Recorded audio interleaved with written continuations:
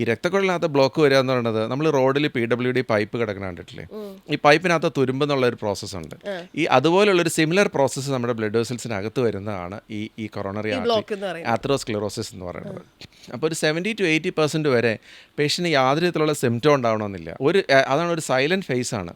അതുകൊണ്ട് തന്നെ ഒരു 45 ഇയേഴ്സ് 45 വയസ്സിൽ ഹാർട്ട് അറ്റാക്ക് വന്ന ഒരാളുടെ ബ്ലോക്ക് ഒരു 15 വയസ്സിൽ ആ കൊച്ചിന് ഒരു 10% ബ്ലോക്ക് ഓൾറെഡി ഉണ്ട്. ഒരു 20% 25 ഇയേഴ്സ് ആകുമ്പോഴത്തേക്കും 30-40% എങ്കിലും ഉണ്ട്. അതൊരു 80-90% ബ്ലോക്ക് ആകുന്നവരെ പേഷ്യന് യാതൊരു രീതിയിലുള്ള സിംറ്റം ഉണ്ടാവണമെന്നില്ല. അപ്പോൾ ഇതാണ് ഈ സൈലൻറ്റ് ആയിട്ടുള്ളൊരു സൈലൻറ്റ് ഫേസ് എന്ന് പറയുന്നത്. അപ്പോൾ ഈ സൈലൻറ്റ് കില്ലർ എന്നൊക്കെ പറയുന്നതിൻ്റെ കാരണം അതാണ്. അപ്പോൾ അതുവരത്തേക്ക് പേഷ്യന് ഒരു സിംറ്റവും ഇല്ല. ഒരു ദിവസമാണ് പെട്ടെന്ന് നെഞ്ചുവേദന ബുദ്ധിമുട്ടായിട്ട് സ്റ്റാർട്ട് ചെയ്യുന്നത്. അപ്പോൾ അതുകൊണ്ടാണ് നമ്മൾ ഇപ്പോഴത്തെ മെജോറിറ്റി അതുകൊണ്ടാണ് ഈ സഡൻ ഹാർട്ട് അറ്റാക്ക് എന്ന് പറഞ്ഞാൽ അതൊരു മിത്താണ്. വേറൊന്ന സംഗതി, സഡൻ ഹാർട്ട് അറ്റാക്ക് എന്ന് പറഞ്ഞൊരു കൺസെപ്റ്റ് ഇല്ല. കാരണം ഹാർട്ട് അറ്റാക്കിന് നീഡ്സ് ഇയേഴ്സ് ഓഫ് പ്രിപ്പറേഷൻ. അത്രയും പ്രിപ്പറേഷൻ കഴിഞ്ഞിട്ടാണ് ഒരു ഹാർട്ട് അറ്റാക്ക് ഉണ്ടാകുന്നത്. അപ്പോൾ പെട്ടെന്ന് ഒരു സഡൻ ഹാർട്ട് അറ്റാക്ക് വന്ന ആൾ കൊളാപ്സ് ചെയ്തു എന്നൊക്കെ പറഞ്ഞത് അങ്ങനെ ഒരു പരിപാടിയില്ല. അതിന് ഒത്തിരി നാൾ മുമ്പുള്ള പ്രിപ്പറേഷൻ കഴിഞ്ഞിട്ട് വരുന്ന ഒരു സംഗതിയാണിത്. അപ്പോൾ ഇത് ഒരു രീതിക്ക് നമുക്ക് കണ്ടുപിടിക്കാൻ പറ്റും. കണ്ടുപിടിക്കാൻ ഇപ്പോൾ നമുക്ക് പുതിയ ടെസ്റ്റുകളുണ്ട്. CT സ്കാൻ ആൻജിയോഗ്രാം എന്നൊക്കെ ഉള്ളൊരു ടെസ്റ്റ് ഉണ്ട്. അപ്പോൾ ഈ ടെസ്റ്റ് വഴി നമുക്കൊരു ഇയേഴ്സ് ബിഫോർ 10-20 വർഷം മുമ്പ് ഒരു 10% ബ്ലോക്ക് ആകുമ്പോൾ തന്നെ നമുക്ക് ഈ CT സ്കാൻ ആൻജിയോഗ്രാം വഴി നമുക്കത് കണ്ടുപിടിക്കാൻ പറ്റും. പക്ഷെ നമുക്ക് ഒരു സിംറ്റം ഇല്ലാണ്ട് ഒരാൾ പോയിട്ട് CT സ്കാൻ ആൻജിയോഗ്രാം പോലത്തെ പരിപാടി ഇല്ല.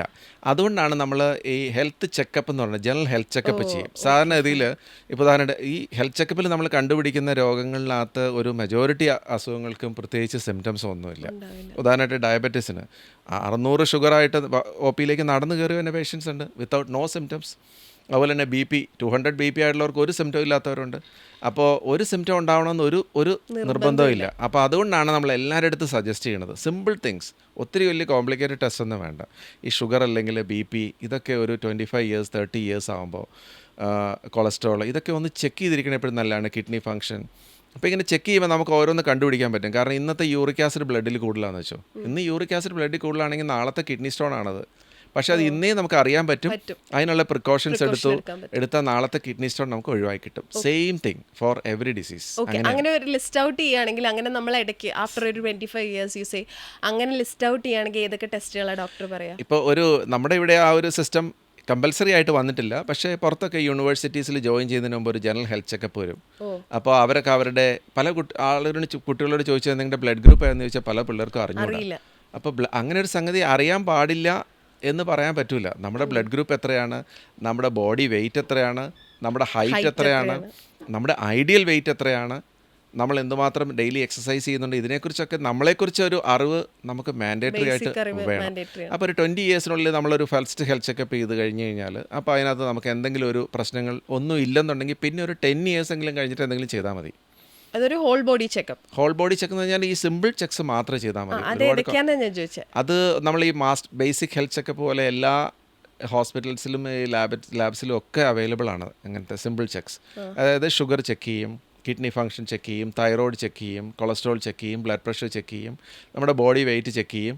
അപ്പോൾ ഇത്രയും കാര്യങ്ങളാണ് ചെയ്യുന്നത്. അപ്പോൾ ബോഡി വെയിറ്റ് എക്സസ് ആണെന്നുണ്ടെങ്കിൽ നമുക്ക് അതിനുള്ള കൗൺസിലിംഗ് എക്സസൈസ് ഒക്കെ നമുക്ക് അന്നേരം തുടങ്ങാനുള്ളൊരു മോട്ടിവേഷൻ ഉണ്ടാവുകയും ചെയ്യും അതിനകത്ത്. പിന്നെ അതേ സമയത്ത് അതിനകത്ത് എന്തെങ്കിലും ഒരു ഫാക്ടർ കൂടിയിരിക്കുകയെന്ന് വെച്ചാൽ നേരത്തെ പറഞ്ഞ പോലെ യൂറിക് ആസിഡ് ഹൈ ആണ്, അങ്ങനെയാണെങ്കിൽ നമ്മൾ അതിൽ മാത്രം ചെക്ക് ചെയ്ത് പോയാൽ മതി. പിന്നെ ഒരു 10 ഇയേഴ്സ് കഴിഞ്ഞ് ചെക്ക് ചെയ്താൽ മതി. അപ്പോൾ 10 ഇയേഴ്സ് കഴിഞ്ഞ് ചെക്ക് ചെയ്യുമ്പോൾ നമുക്ക് ഒരു കാര്യം കൂടെ നമ്മൾ കണ്ടുപിടിച്ചു. അങ്ങനെയാണെങ്കിൽ നമ്മൾ പിന്നെ അത് രണ്ടും മാത്രം ചെക്ക് ചെയ്ത് പോയാൽ മതി. അപ്പോൾ നമുക്ക് ആ ഒരു ചെക്ക് ചെയ്ത് നമ്മളെ വണ്ടി നമ്മൾ എത്ര സർവീസ് ചെയ്യാൻ കൊടുക്കുന്നുണ്ട്, എല്ലാ ആനുവൽ ചെക്കപ്പ് ഉണ്ട്, ഇടയ്ക്കിടയ്ക്ക് പോയി സർവീസിങ് ചെയ്യുന്നുണ്ട്, ബാലൻസിങ് ശരിയാണോ, അലൈൻമെൻറ്റ് ശരിയാണോ, വണ്ടിയുടെ ചെക്കിങ്, ടയർ ചെക്കിങ്, ഇതെല്ലാം വളരെ ആത്മാർത്ഥമായിട്ടും റെഗുലറായിട്ടും ആൾക്കാർ ചെയ്യുന്നുണ്ട്. പക്ഷെ നമ്മളെക്കുറിച്ച് ഒന്നും തന്നെ ചെയ്യാറില്ല. ഓക്കെ, അപ്പോൾ ചെക്കപ്പ് ചെയ്യണം എന്നാണ് ഡോക്ടർ പറയുന്നത്. ഓക്കെ, ഇനി എപ്പോഴും അതായത് ഏത് നെഞ്ചുവേദന വന്നാലും ഈ ഞാൻ ഉൾപ്പെടെ നമ്മളതിന് ദൈവമേ ഹാർട്ട് അറ്റാക്ക് വരാൻ പോകുന്നുണ്ട് എന്ന് പറയാറുണ്ട്. പക്ഷെ എന്നാൽ അതൊരു ഹാർട്ട് അറ്റാക്ക് എന്നുള്ള രീതിയിൽ നമ്മൾ സീരിയസ് ആയിട്ട് എടുക്കുകയില്ല. എല്ലാ നെഞ്ചുവേദനയും ഹാർട്ട് അറ്റാക്കിലേക്കുള്ള നെഞ്ചുവേദനയാണോ? അതാണ് വേറെ ഒരു പ്രധാനപ്പെട്ട ഒരു മിസ്കൺസെപ്ഷൻ. അതായത് എല്ലാ നെഞ്ചുവേദനയും ഹാർട്ട് അറ്റാക്ക്. നെഞ്ചുവേദനയ്ക്ക് തന്നെയാണ്ട് 200 കാരണങ്ങളുണ്ട്. അപ്പോൾ ഈ ഹാർട്ട് പേഷ്യൻസിൽ ഉണ്ടാകുന്ന നെഞ്ചുവേദന പോലും മെജോറിറ്റിയും ഹാർട്ടിൻ്റെ റിലേറ്റഡ് അല്ല.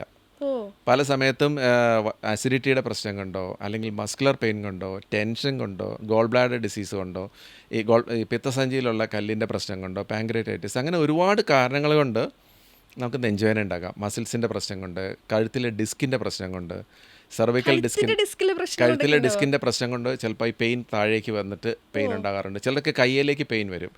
പിന്നെ കയ്യിൽ ഈ കാർപ്പൽ ടണൽ എന്ന് പറഞ്ഞൊരു പ്രശ്നമുണ്ട്. അതായത് കയ്യിലേക്ക് പോകുന്ന നെർവ്സ് ട്രാപ്പ് ചെയ്ത് പോകുന്ന ഒരു സംഗതിയാണ്. അതിൻ്റെ പെയിൻ പക്ഷേ കയ്യിൽ മാത്രമല്ല, ചിലർക്ക് അതായത് ചെസ്റ്റിലും കൂടെ അതിൻ്റെ പെയിൻ ഫീൽ ചെയ്യും. അപ്പോൾ ഇതൊക്കെ ഹാർട്ടിൻ്റെ നെഞ്ചുവേദന ആയിട്ട് ഫീൽ ചെയ്യും. പ്രത്യേകിച്ച് ലെഫ്റ്റ് സൈഡഡ് പെയിൻ, ചെസ്റ്റിൻ്റെ ഒരു ലെഫ്റ്റ് സൈഡഡ് പെയിൻ വന്നു. ചിലപ്പോൾ ഷോൾഡർ പെയിൻ വരും. ഷോൾഡറിൻ്റെ ആർത്രൈറ്റിസ് ആയിരിക്കും കാരണം അന്വേഷിച്ച് വരുമ്പോഴത്തേക്കും. അപ്പോൾ മെജോറിറ്റി ഓഫ് ഇപ്പോൾ ഞാനെൻ്റെ ഒ പി കാണുന്ന പേഷ്യൻസിനകത്ത് ഒരു 8 out of 10 പേഷ്യൻസിനും റീസൺ ഈസ് ഹാർട്ടിൻ്റെ പ്രോബ്ലം അല്ല. പക്ഷേ 1 out of 10 അല്ലെങ്കിൽ 2 out of 10 ഹാർട്ടിൻ്റെ പ്രോബ്ലമാണ്.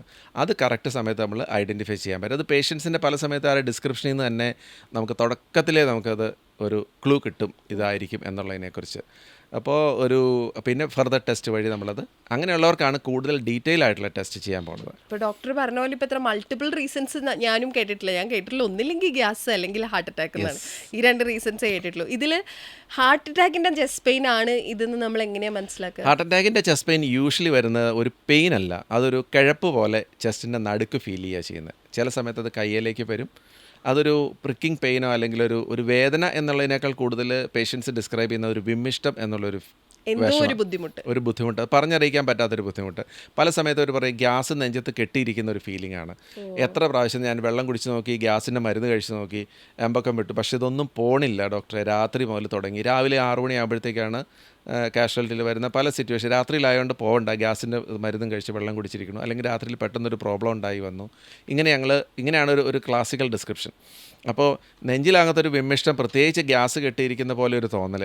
പക്ഷേ ഗ്യാസിൻ്റെ മരുന്ന് കഴിച്ച് നോക്കി, വെള്ളം കുടിച്ച് നോക്കി, ഇതൊന്നും കഴിച്ചിട്ട് കുറവില്ലെങ്കിൽ ഡെഫിനറ്റ്ലി ഹോസ്പിറ്റലിൽ പോകണം. അതുപോലെ വേറൊരു കാര്യം കേട്ടിട്ടുള്ളത്, ഇപ്പോൾ ഗ്യാസിൻ്റെ പ്രശ്നമാണ് നെഞ്ചുവേദനയാണെങ്കിൽ കുറച്ചൊന്ന് നടന്നാൽ അത് ചിലപ്പോൾ കുറയും, ആ ഗ്യാസിൻ്റെ ബുദ്ധിമുട്ട് കുറച്ച് കുറയും. പക്ഷേ ഹാർട്ട് അറ്റാക്കിൻ്റെ നെഞ്ചുവേദനയാണെങ്കിൽ നടക്കുന്തോറും അത് കൂടും. പിന്നെ ഇതിൻ്റെ കൂടാതെ വേറെ അസോസിയേറ്റഡ് സിംറ്റംസ് ഉണ്ട്. ഉദാഹരണമായിട്ട് നമ്മൾ വേർക്കുന്ന ഒരു ഫീലിംഗ്, അല്ലെങ്കിൽ കണ്ണിൽ ഇരുട്ട് കയറുന്ന പോലെ, ഒരു തലകറക്കം പോലെ, ഇങ്ങനത്തെയുള്ള ഫീലിംഗ് ഒക്കെ ഉണ്ടെങ്കിൽ എപ്പോഴും നമ്മൾ സസ്പെക്ട് ചെയ്യണം. അപ്പോൾ നമ്മൾ ഹോസ്പിറ്റലിൽ പോയി നമ്മളൊരു ECG എടുത്ത് ഹാർട്ടിൻ്റെ പ്രോബ്ലം അല്ല എന്ന് റൂൾ ഔട്ട് ചെയ്യണം. ഒരു റീസൺ പറയാനൊരു കാരണമുണ്ട്. ഹാർട്ട് അറ്റാക്ക് വന്നാൽ അതിൻ്റെ ട്രീറ്റ്മെൻറ്റ് ടൈം ഇഫക്റ്റീവ്നെസ് ഭയങ്കര കൂടുതലാണ്. അതായത് ഹാർട്ട് ഡിസീസ് വന്നതിൻ്റെ എത്രയും പെട്ടെന്ന് ട്രീറ്റ്മെൻറ്റ് എടുക്കുമ്പോഴാണ് അതിൻ്റെ ട്രീറ്റ്മെൻറ്റ് സക്സസ് ആവുന്നത്. അതേസമയത്ത് ട്രീറ്റ്മെൻറ്റ് ഡിലേ ആയി കഴിയും തോറും നമ്മളെ സെയിം ട്രീറ്റ്മെൻറ്റ് കൊടുക്കുന്ന പോലും സക്സസ് ഉണ്ടാവണമെന്ന് നിർബന്ധമില്ല. അപ്പോൾ അതാണ് ഇതിൻ്റെ